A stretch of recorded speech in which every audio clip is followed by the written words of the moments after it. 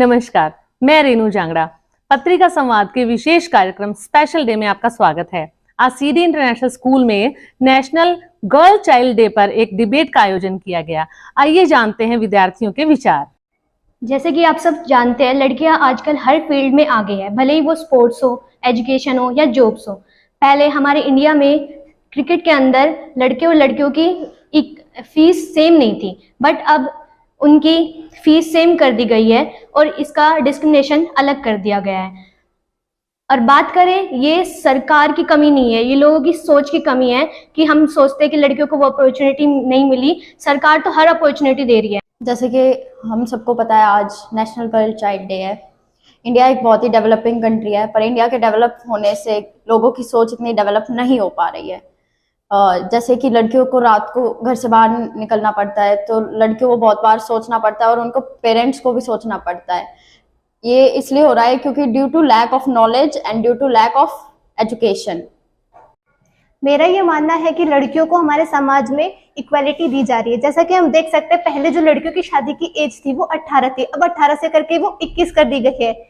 इसका यही उद्देश्य था कि लड़कियों को और अपॉर्चुनिटीज दी जाए ताकि वो पढ़ सके, नौकरी कर सके, अपने पैरों पे खड़ी हो सके।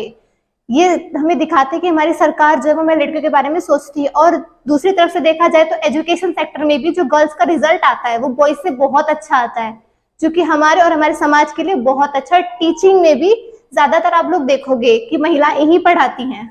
आजकल रेप के केसेस बहुत बढ़ते जा रहे हैं, मतलब बहुत टाइम से चला रहा है ये रेप केसेस, आज भी बंद नहीं हो रहा है क्योंकि सरकार अपनी तरफ से पूरी कोशिश कर रही है, पर लोग अपनी थिंकिंग चेंज नहीं कर रहे हैं बिल्कुल भी। In comparison to our past, today women are engaged in all kind of fields, whether it's medical engineering or whether it's sports.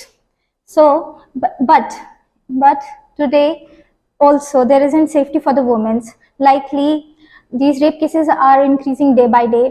Especially marital rapes are neglected totally. Equality arises only if when there will be equality for the women and safety for the women in the society. सरकार अपनी तरफ से पूरी कोशिश कर रही है कि गर्ल्स को फ्रीडम मिले। और यहाँ तक कि हम पहले देखते थे कि गर्ल्स कभी भी स्कूल नहीं जाती थी, पढ़ती नहीं थी, उनकी फैमिली उनको सपोर्ट नहीं करती थी, सरकार भी इतना ध्यान नहीं दे रही थी। लेकिन आज के टाइम पे लड़कियां भी पढ़ रही हैं और लड़के भी पढ़ रहे हैं, दोनों को इक्वालिटी मिल रही है। फॉर एग्जाम्पल, मैं आपके सामने खड़ी हूँ, मैं भी पढ़ रही हूँ इस टाइम पे, क्योंकि मुझे एक फ्रीडम दी गई है, एक सरकार द्वारा दी जा रही है।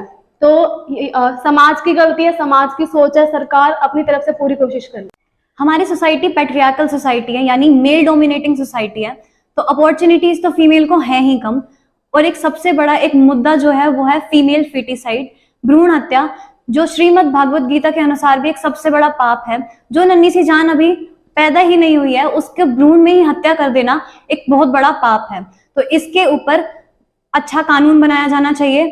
और दूसरी कंट्रीज में देखा जाए तो जेंडर रिवीलिंग की प्रॉपर एक सेरेमनी होती है, बट इंडिया में वो कर नहीं सकते। जैसा कि हम सब ने अभी बहुत बार ये सब बातें सुनी है कि हमारी सारी गर्ल्स को, वुमेन्स को सारी जगह पे इक्वल अपॉर्चुनिटी मिली जा रही है, पर क्या हम लोगों ने कभी भी एक बार ये सोचा है कि हमारी जो गर्ल्स, वुमेन जो भी जा रही है इंटरनेशनल खेलने के लिए, नेशनल खेलने के लिए, क्या हमारे पास वो वुमेन कोचेज हैं? क्या हम जब इंटरनेशनली जाते हैं तो क्या सिर्फ हमें ऐसा होता है कि हमारी एक टीम को सिर्फ वुमेन ही लेके जा रही है?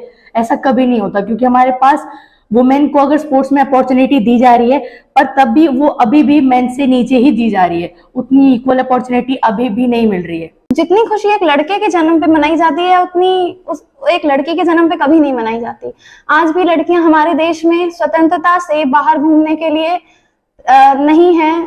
उन्हें आज बहुत ज्यादा दिक्कत है कि उन्हें 50 बार ये सोचना पड़ता है कि हम बाहर जाएं या ना जाएं। उनकी फैमिली में एक ये बहुत डर है कि हम ऐसा क्या करें।